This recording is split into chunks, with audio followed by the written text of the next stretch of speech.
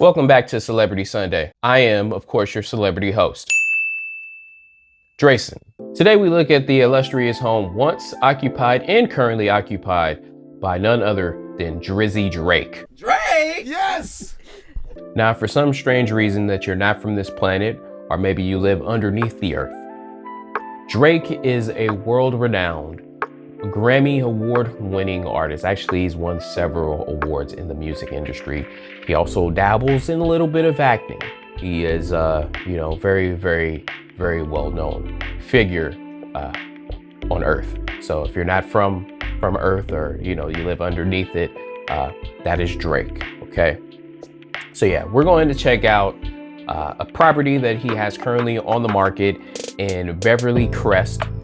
Currently listed for about $90 million. Okay, we're going to look at a property that he currently owns that was once a resort or an inn in Texas, just right out of Houston, about 45 minutes from the city limits.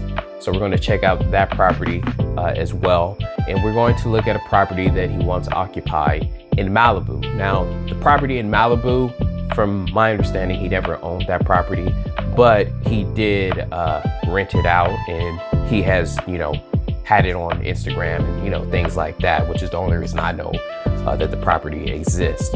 So because there are no actual home tours and we're not going to have like a bunch of information, I'll try to break everything down as good as possible. And if you're wondering, or you're more interested in seeing his $100 million mansion in Canada, in Toronto, well, you could look at it like this. Fuck 'em up. Okay, my bad. That was kind of low-hanging fruit right there. But no, in all honesty, I said this, quite a few videos ago, that there is no home tour of Drake's house because he did build it from the ground up. The only thing that I can offer you is maybe a compilation of videos of him in the home, as well as the home being constructed. If that is something you're interested in, I could put that together and post it, separately without me saying a single word, and then maybe we'll break it down, at some point as like a bonus content. But I kind of wanted to just focus on what we could see, what there were videos of, and I think this will be pretty good. So without further ado, let's start off with Drake's Beverly Crest home, listed for $88 million. I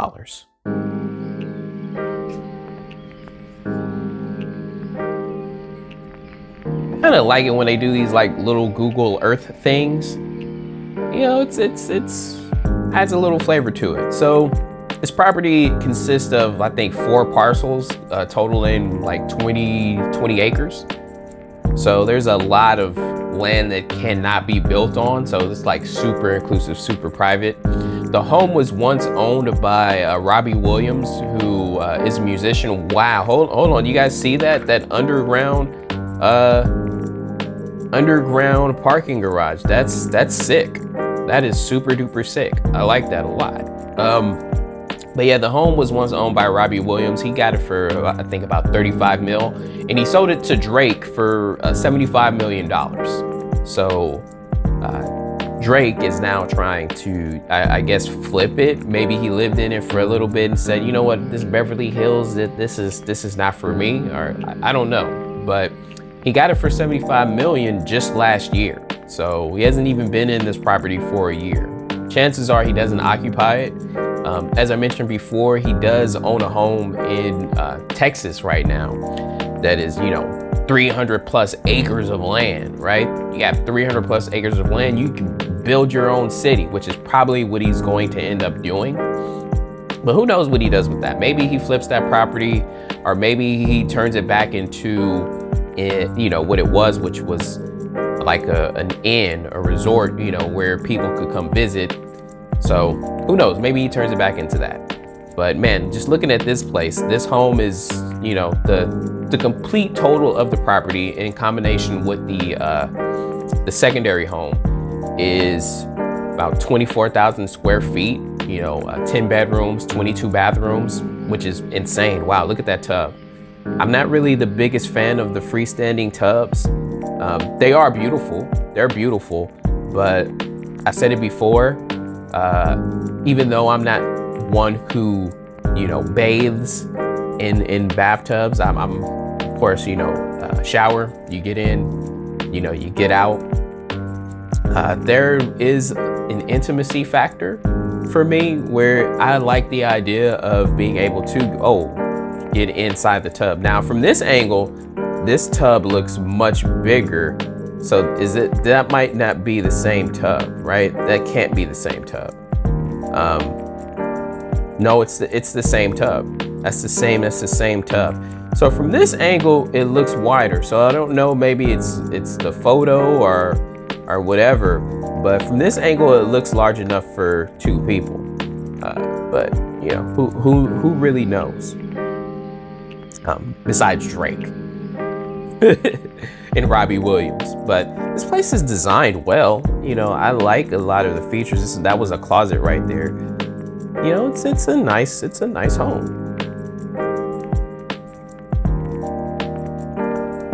So yeah, these are only photos, you know, because there is no actual video of the property. The property is currently listed, if I'm not mistaken, through the brokerage Williams & Williams, you know, Brandon and Rainey Williams, who are like killer rock stars in the real estate industry. So if you don't know those people, I mean, we've showcased a number of properties that they've had listed. And I mean, they list like the properties that they list are like the shit, okay? So yeah, this little sun pool, I mean, actually I really like the pool. It fits the property well, you know, not some infinity edge pool that doesn't fit. This is more of a villa. You even have the cabana right here to make it feel as such. So I like it. Then you have these views here of the city that spans to the ocean. If you can't see the ocean is here, right? The ocean is here. This looks like this is either PV or Catalina, I don't know. But yeah, there's a cloud, like a cloud line. But yeah, there's definitely some amazing views here. Yeah, amazing views. Like I said, it was super secure. It's on 20 acres, you know, of owned land in Beverly Crest, which is insane. A little outdoor kitchen, your little pizza oven over here. And of course, you know, it wouldn't be a Beverly Hills property without a tennis court. You know, because if you're wealthy, you play tennis, right? You have to. It's in the doctrine of being rich. So TV's kind of small for me. Wow, the game room. I like it. Like, I love the ceiling itself. This is yeah, this is sick. Now I'm not sure what kitchen this is. This has to be the butler's pantry, or, you know, chef's kitchen, if you will. It doesn't look like this is the main kitchen, right? It's really closed off. So this has to be where they're working to make the meals.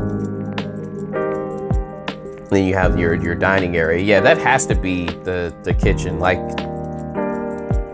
you know, in a regal way, you don't want to see the kitchen, because if you're like royalty, you don't work in the kitchen. So what's the point of you seeing the kitchen, right? And seeing the kitchen and having your meal brought to you, that's not really regal. So, you know, that's kind of where that element comes from, versus how we are as families. We like the open concept. You know, us peasants love an open concept. We want to see the kitchen. We want to see the food being made. We want to eat while we're, you know, talking to family. That is a sick closet right there. That closet's sick.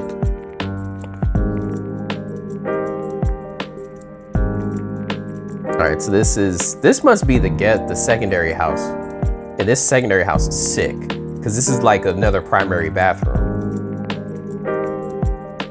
Yeah, this has to be the secondary structure on grounds.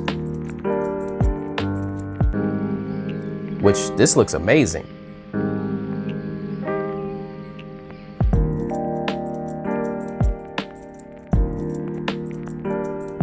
So that's an entirely different mansion. I like this eating area too, where you have the views. This is awesome.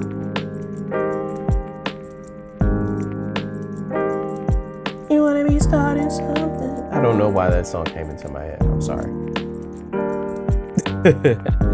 I'm sorry. That was unnecessary. That was strange. That was strange. Yikes. So yeah, after this, we're going to take a look at, I guess, the pictures, you know, quickly, look at the listing, and then we'll move on to the next property, which is going to be in Malibu. The Boo, as the locals call it, the people who live there, because, you know, time is so short that, you know, you can't just say Malibu. But yeah, this is definitely a compound. Now, as far as those extra parcels, because obviously I said it's on like 20 acres of land, it's going to be 20 acres of land that you can't build on per se. I mean, you could build on it, but this is land that is going to be owned by this property, because obviously this is not going to be a full 20 acres of land, right? What you're looking at is not going to be a full 20 acres of land, right? This is more or less maybe 2 acres at best, right? That, you know, is flat, that's already been like graded, because this was all a hill. So this was the aftermath of grading the land, which is just making it flat, making it flat. Now, as far as like the process, now you have the ability to, you know, just put caissons into the ground, you know, kind of make it hang over, which is what we've been seeing as of late, because grading the land is more of an expensive process now, you know, opposed to just putting in caissons into the ground. But, you know, either way, you want to make sure that the foundation is sound. So either process will give you sound foundation. So we're looking at the listing. You know, like I said, we'll look at it real quick. We'll, you know, of course, go through the pictures. There's like 60 some pictures. So I'm not going to stop and talk about every single picture, because we technically just saw either most of the pictures, if not all of the pictures. Well, we didn't see all of the pictures. I can tell you that much. But we've seen enough of the pictures that we're going to see here in the listing. So as I mentioned, $88 million, 10 bedrooms, 22 baths in total. So it's almost 25,000 square feet. So I was off by about 700 or so square feet, but you know, who's counting? Okay, they're counting. So yeah, just looking at this, looks like the entryway. This is a nice entryway. So yeah, this is that picture of the property, and you know, just like a lot of the photos. Okay, now here is the actual amount of land, right? Like I said, this is a small amount right here that's, you know, the home is on. And then there's the rest of this that is owned. It is owned by Drake, and that's a part of the entire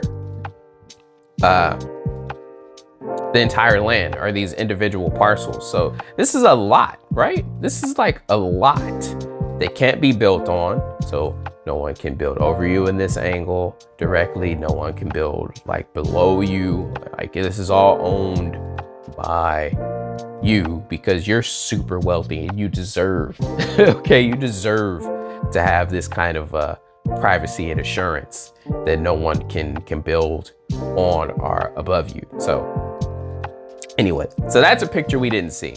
So we saw, you know, we saw most of these for sure. Yeah, entryway, I mean, you know, living area. This is like really nice and warm, and you know, it's regal at the same time, but it's not like overdone. Like this is what the study. Like this is nice. I like, you know, I like a good study. So this is a dining area. So I take it that was the kitchen. Oh no, this has to be has to be either the kitchen in the secondary area, and we didn't see the main kitchen in the main house.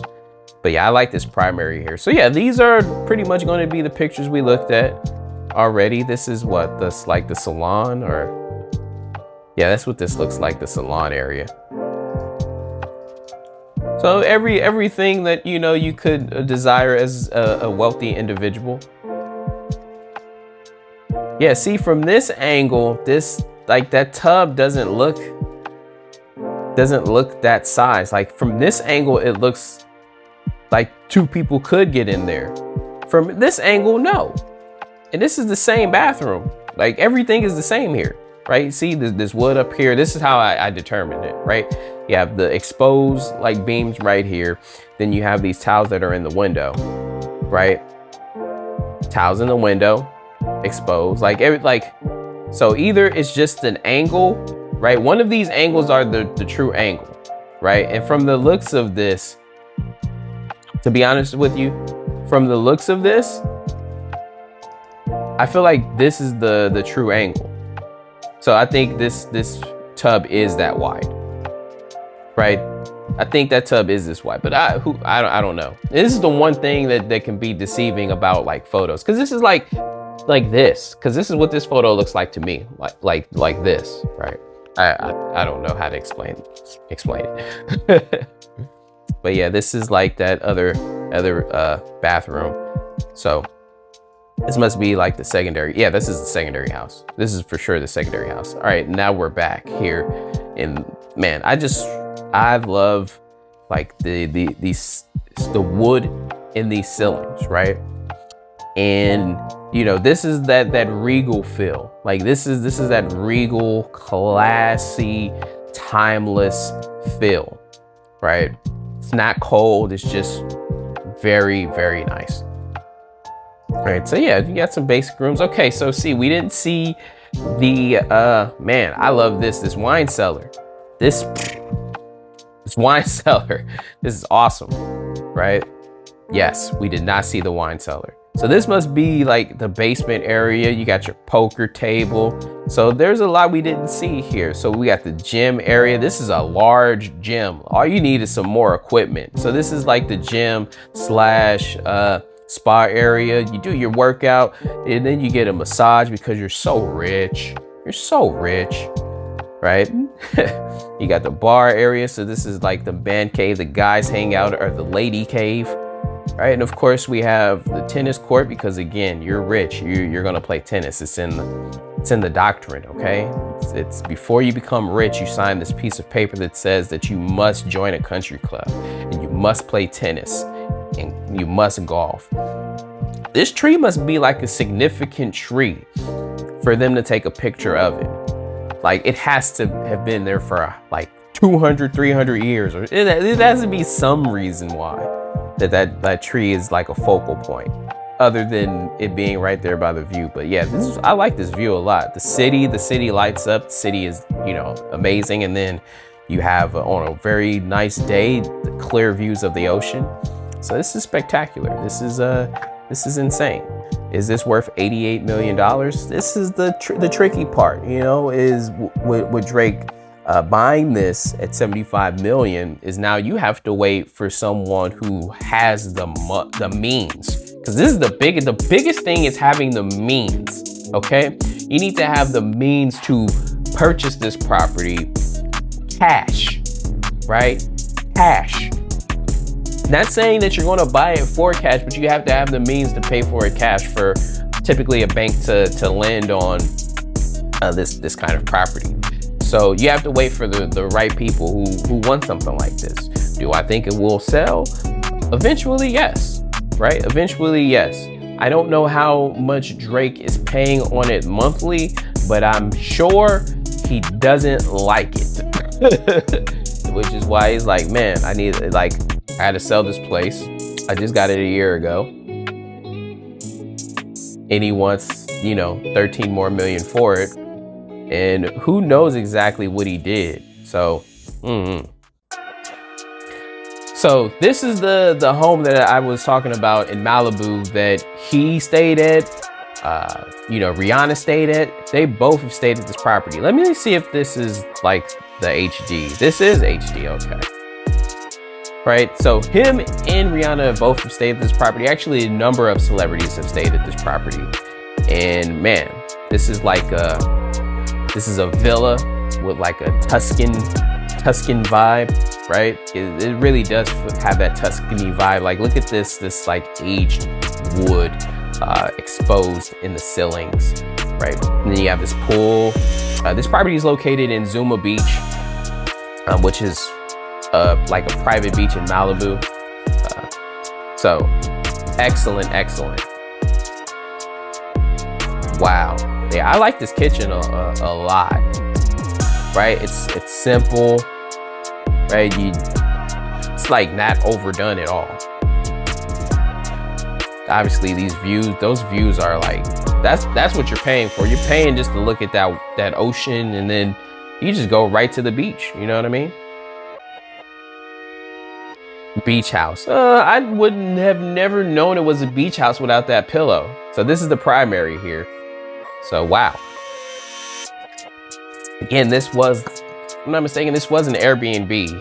So that would be the bed that the celebrity slept in, I guess. And you have the robe right there. And this must be like the main tub. It is a main tub, and that is large enough for 2 people. There's a little putting green out there. You have your home theater, of course. This is more like a screening room. That screens on the smaller side. And you have the wine room, cellar type of area. Okay, so this is a combination. So this is the rec room, and it's adjacent to the gym. So, you know, you get your little workout on, and then you watch some film. This is great for an athlete, right? Perfect. But yes, this is excellent. Like, just look at these views. This is just like insanely incredible and beautiful.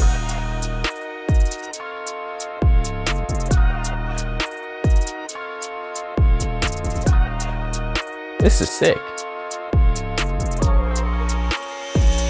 So they got a little time lapse going on right here.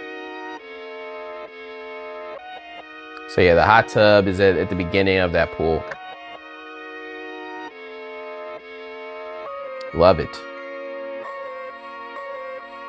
All right, so we're gonna take a quick look at the listing, look at a few more different photos. Maybe there's a different angle that we didn't see in the video. Obviously, that was an actual video. So, you know, the photos will look a little different, you know, a little doctored, you know how photos are.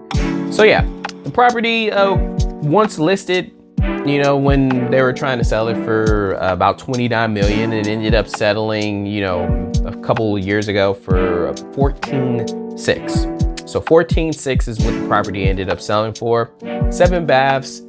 I mean, not 7 baths. 7 bedrooms, 11 baths. You know, almost 11,000 square feet. But when I looked at the tax records, it was like 8,000 square feet. So I don't know where they're counting the extra square footage, but you know, really doesn't matter, right? Right, okay. So you can see you have that Tuscan stone, you know, you have the tiled roof.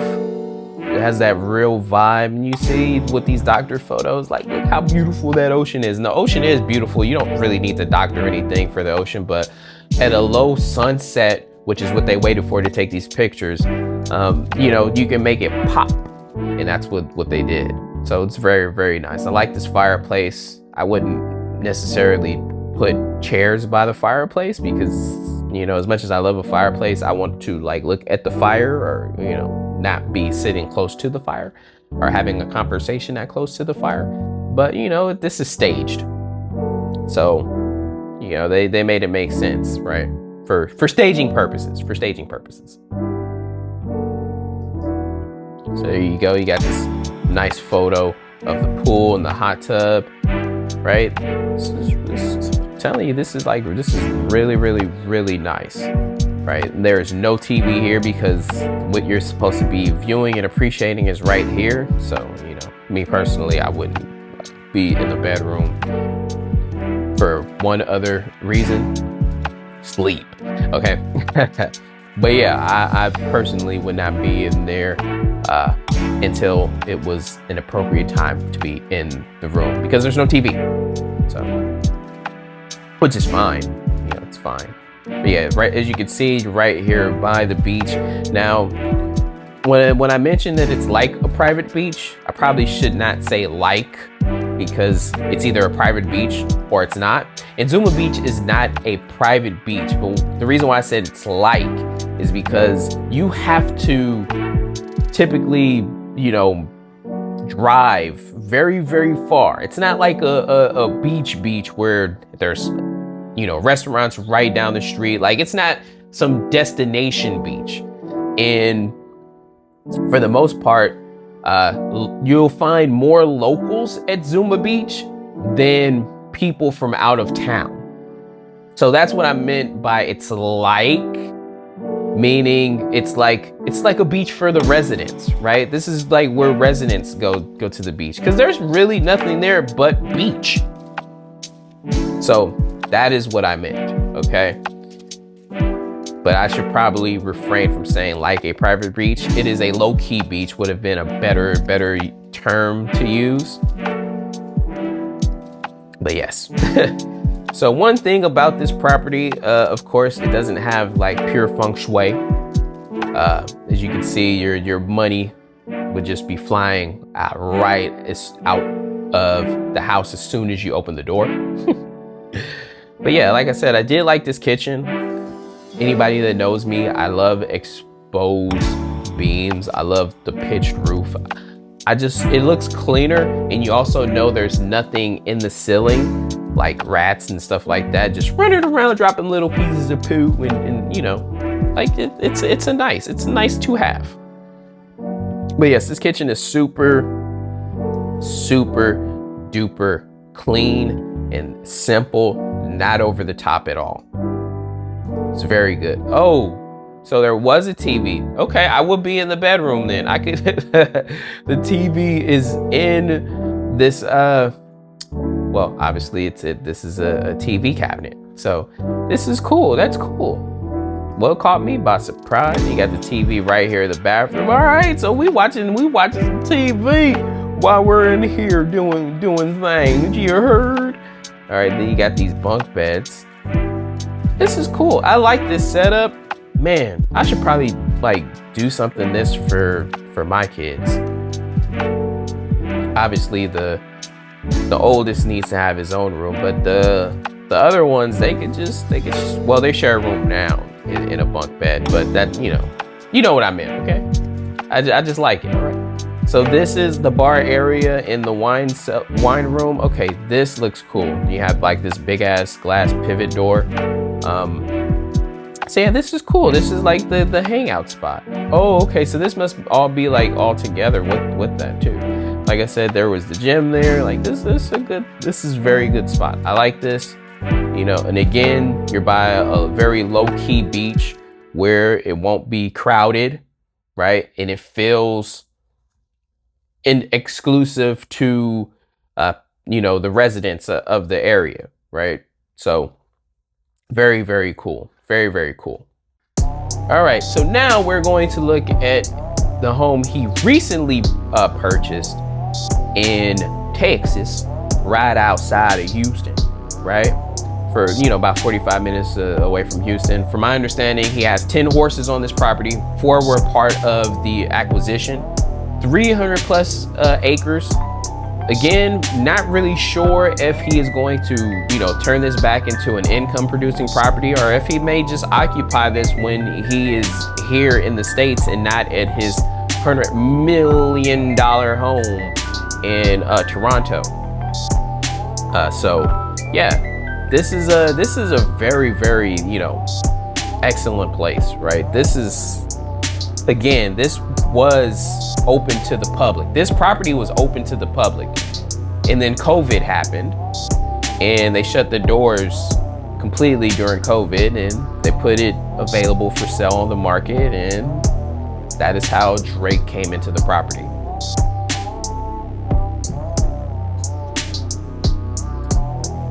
But yes, this was excellent for you know, honeymoons or, you know, what have you. This is like the essential property. Wow, commercial kitchen, right? Commercial kitchen, because obviously this was a commercial property.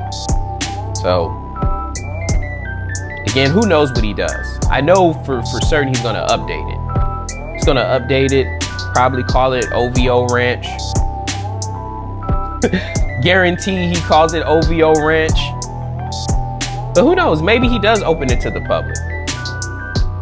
That would be really cool, even though he technically doesn't have to. If I'm not mistaken, he got this for like 15 million, something like that. We'll look at the information of the listing, you know, shortly after.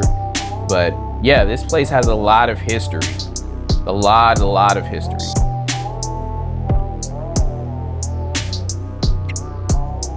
Very nice setup. I mean, hell, I want to stay here. I want to stay here. Like, look at how well manicured this is for horses. Like, literally, you can host events at this property. And you have all these individual, you know, villas. Like, this is excellent. Excellent grounds. And for 15 million, this feels like a steal. Like, this feels like a steal. Like, many weddings were had here, right? Many people got married on these very grounds. You got your scarecrow, because, you know, what property, what crops doesn't need a scarecrow? The Lone Star State, baby. We love you, Texas. We love you. All right, so now that we had a chance to look at OVO Ranch in the Lone Star State of Texas. Once a Texan, always a Texan. I don't know why I said that, but it's something that holds true. So as I mentioned before, this particular property, right? This was a commercial property, so this is not like fit for a residential home, which is one of the reasons why he's definitely going to remodel it. Or he might just build an additional property, right? I mean, you have 313 acres. Like, you can build your own town. You literally can build your own town. So we're gonna look at a couple photos and talk about the property a little bit. From my understanding, the property was acquired for about 15 million. So that's gonna include, you know, the 313 acres, the 13,000, you know, plus square feet in, you know, structures that you can live in. This does not include, you know, the horse stable or anything like that. Just looking at the main house, you know, not even understanding if this is like actual, like, you know, the place that you would occupy. But of course, no matter what the case is, he would end up, you know, doing a remodel. Who knows, you know, with 300 acres, you just build a brand new house and call it that, right? And you build something brand new. So who knows what he does? But yeah, this is like a really nice property. You know, for 300 plus acres, the pool is on the smaller side. But again, this was being ran as an inn, a resort. Like, this is like not, you know, you're not going there for a big pool. You're going there for a getaway. You have lots of lush grounds, and, you know, you take your golf cart, and which, you know, I'm sure this place, you know, has. Take that and you go around, and then you see you have a place here where you can get married. Like, this is a place that has seen a lot of that. So this would be the main entrance gate here. You know, of course, you got your cameras, and there's going to be cameras all around the property, tons of security. Looking at the overall grounds, like, who knows how much this spans? It's a lot, right? You have those, what is this, like about four villas or casitas. You have this pond right here, and of course you have the horse stable. I mean, this is really like a really like nice, fun place. So, you know, I will be looking to see what he does with it. Hopefully he opens it back to the public, because I would like to visit this place. So this has to be the quarters for the staff, right? The staff quarters. Of course, you know, you have that that kitchen, right? The commercial kitchen. This, I don't know what this might be. This might be, you know, where you eat. This could also be, you know, another like a villa or casita. But yeah, this is overall, this is a dream to have. I mean, again, at 15 million, this feels like a steal, because you know there's gonna be a spa here, you know, like there's gonna be all sorts of stuff. You have like a true bar here, like this is a dining area. Like this was a great buy. And it's really unfortunate that they had to close this because of COVID. Because I'm sure they didn't want to get rid of it. I'm sure they would have loved to, you know, have kept it. But if it wasn't producing income anymore and there was, you know, no recovery from that, then, you know, you gotta let it go. So this is the show barn, right? This is the show barn. So not the, you know, like the true barn. This is where you come meet your horse that you're going to probably end up having at, you know, during your stay, that you're going to, you know, occupy during your stay, because you're going to ride your horse, you know, not just the golf carts around the grounds. You're going to ride the horse around the grounds. So this is where they could come give you a show. This is where they could, you know, introduce you to, you know, riding the horse like that.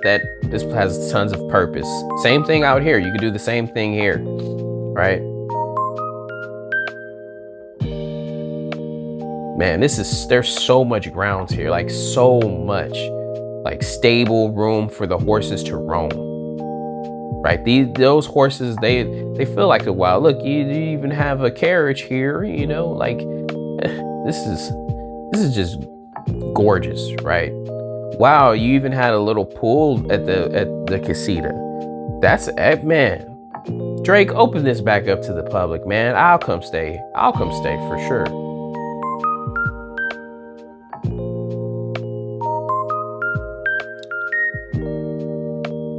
Yes, I really like this place. Yeah, I would love to stay here. 100%. 100%. So this is either a pool or like a hot tub, or, you know, I hope it's like a hot tub. But it looks like a pool.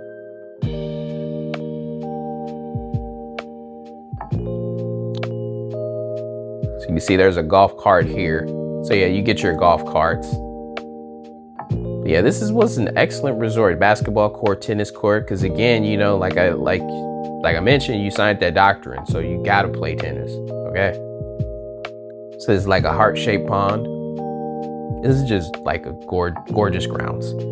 Gorgeous grounds! Very gorgeous. So that is a wrap, okay? That is a wrap on looking at the, you know, the amazing properties of Drizzy Drake. Drizzy Drake. So yeah, let me know if you guys like, you know, me doing these kind of videos. Obviously, I love to listen to people talk about the property, you know, so I can absorb information. I can learn, you know, about stuff that I don't know about, right? I can learn about certain techniques, certain materials, stuff like that. So personally, I love listening to tours, right? But, you know, when you can't find a tour and it's like a really beautiful house, you know, I could find little information and just, you know, I could talk to you guys while we look at the property. And then, of course, you know, we go into a little more detail about the listing and stuff like that. And, you know, I try to do what I could do, okay? I try to do what I can do. So let's do what we always do on Sunday, which is talk to you. And when I say you, I also mean me. So as you know, this is my favorite part, where we find you know, the energy, the motivation, the thing that gets us going into that work week, right?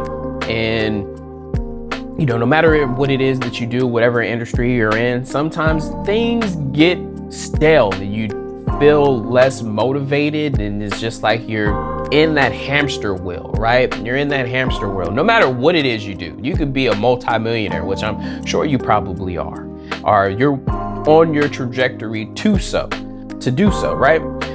So no matter what the case is, sometimes you're gonna feel like you're in that hamster wheel, right? So the message for today, right? And man, I hate to do this, but I'm gonna piggyback on last week because last week's message was so good, right? But I'm not going to show that clip again. If you're wondering what clip I'm talking about, you can easily go back to the last video, but I'm gonna just sum it up, you know, the best that I can, which is this, right? We all, and I mean this, okay? We all have some sort of talent, right? A skill set, right? Where we can just wake up and we are good at what we do. We are very good at what we do because we have that skill set. We have the talent, right?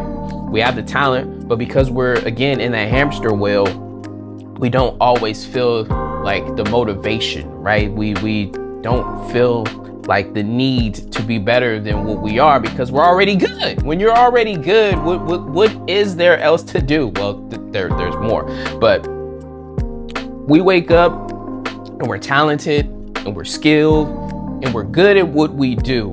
And yet somebody is passing us. Somebody is doing better than us. And we're saying to ourselves, well, we're more talented than that individual. We have more skills than that person. I should have that opportunity. Why did they get promoted and not me? Oh, it's because there's some sort of favoritism. You know, it's because, you know, this, and we're sitting there and we're trying to find the reasons why we got passed over on a certain opportunity. Like, why did we get passed over on that opportunity? I know I have more skills. I know that person's not more talented than me. And instead of having accountability, right? Now, don't get me wrong. Sometimes there will be some sort of favoritism that, you know, plays a factor, but don't worry. There's something you can do about that. I'll circle back to that, right? And then there's, you know, things like nepotism. Now, nepotism, you can't do anything about nepotism, okay? Nepotism is just the way it is. I mean, look, I work my ass off, right? I work my ass off, create a structured business that kind of just can run itself, right? Yes, I'm going to pass that opportunity first to my children. Now, if my children don't have like this huge interest in running the family business, and then at that point, I'll take my right hand. Whoever my right hand is, that's who will be running the business, okay? That's who will be in charge, not my children, but my children will have the first right of refusal. So there's nothing you can do about nepotism. Nepotism, it is what it is, okay? It is what it is when it comes to nepotism. What I'm talking about is the fact that, yes, we can wake up and be good, but there's going to be someone who just is simply working harder than you and simply is obsessed and doesn't take time to be recreational, okay? Instead of going out and getting drunk, right? Or enjoying or celebrating, right? Every time that they win, instead of celebrating every time that they have like a great win or, you know, an amazing deal go through, no, they're back to the drawing board like nothing ever happened. Nothing ever happened. They're over there at, you know, in a space where if they don't make something happen, they don't know, you know, like all these bad things will come crumbling. Like that's how they're operating. When you want to be great, right? When you want to be great, you can't just rely on talent and skill, right? Because there's someone who's simply going to be working while you're on vacation. They're going to be working on their craft. They're going to be getting better than you, right? They're going to be outperforming you, outworking you. And that's the difference. The difference between being great and good is like, there's a huge gap. It's not like this. Oh, well, I just got to do a little more and then I'll be great. No, it's a nonstop. It's a nonstop grind. It's nonstop. So you can wake up and be good, right? You can wake up and just be good and be talented. But when you want to get out of that will, you gotta like just go harder than ever. And if you do get yourself in a situation where someone less talented than you that is not outworking you, okay, and they have, got a promotion or got a raise or whatever like that, that's good. That's for you.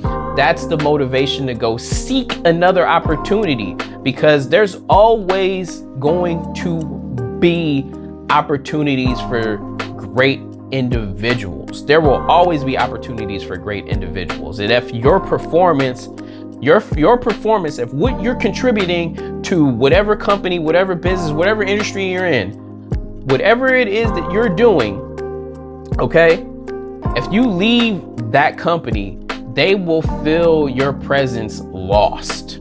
Okay, it happens all the time. They will feel your presence lost. So you go somewhere, you go directly to the competitor, you go to the competitor's competitor, and you see who's willing to offer you the best available opportunity. Okay, it's not always going to come down to dollars and cents. It's all about opportunity. Whoever's going to give you the best opportunity out of anything, you take their offer. You go to your current business or whoever it is, and you present to them, well, look, you guys have a choice. You passed over on me, gave XYZ a promotion or whatever it is. Like, you don't have to make it about an individual. You could just say, I don't feel there's enough opportunity here for me. I have these offers and I'm letting you know now to give you an opportunity to either open the doors and give me these type of opportunities, or I go to the competitor. And I tell you, if they value you that much and your presence is that large and what you do is light years beyond anybody else, oh, they're gonna give you what you want because they don't want to lose you, right? They don't want to lose you.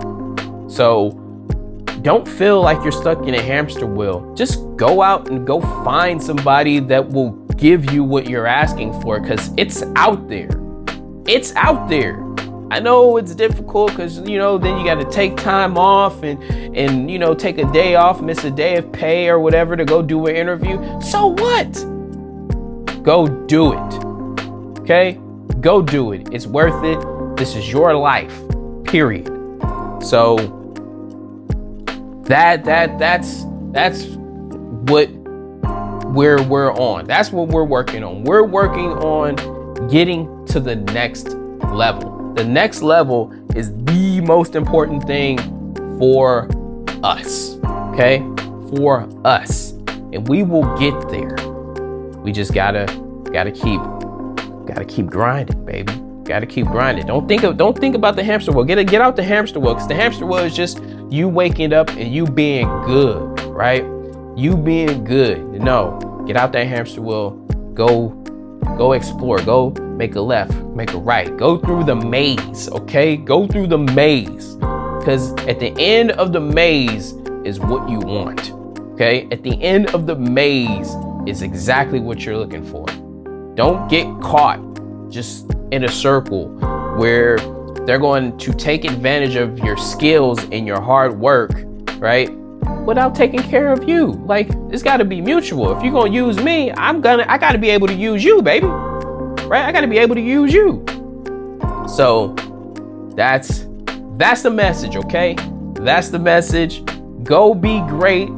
Don't rely solely on your skill set and talent. Go out there and expand that shit and go get what's yours. I'll see you guys on the next one. Peace.